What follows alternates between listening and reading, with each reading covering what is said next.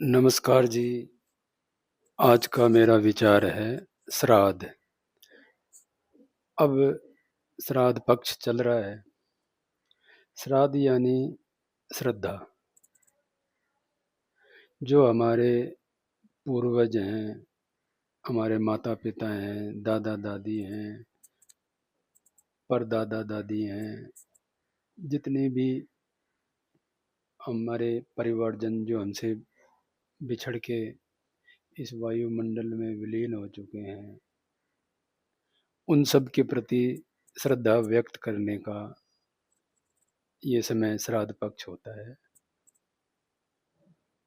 तो जो पहले ऋषि मुनि ज्ञानी हैं, उन सब ने ये सोच समझ के ही बनाया है। क्यों? उनके कारण ही हम आज हैं, और जिसके कारण हम होते हैं उसका एहसान मानना जरूरी होता है। तो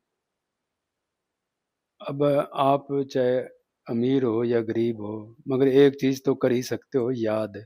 उनको मन में याद कर लो, सुबह उठते कर लो, दिन में कर लो। उनका स्मरण करना बहुत ही बढ़िया रहता है।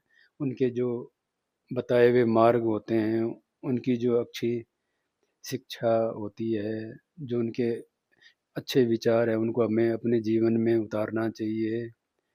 क्यों उतारना चाहिए? क्योंकि उन्होंने हमारे लिए कष्ट उठाया, वो हमारा हित चाहते थे हमेशा।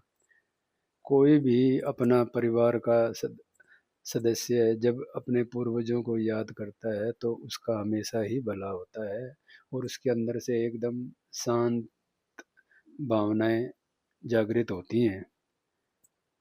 अब जैसे आप नौकरी पे जाते हो और फिर महीने के आखिर में आप तनख्वाह लेते हो, मगर हमको जो हमारे माता पिता हैं, दादा दादी हैं, जिन्होंने हमें जीवन दिया, हम तो उनको कुछ नहीं दे पा रहे। क्या सिर्फ हम उनको याद करके उनके प्रति एहसान अपने दिल में ही कर सकते हैं ना? वो सच्चा श्राद्ध है। और भगवान के पास हैं, और उनकी अब संसार में कोई चीज समाप्त नहीं होती।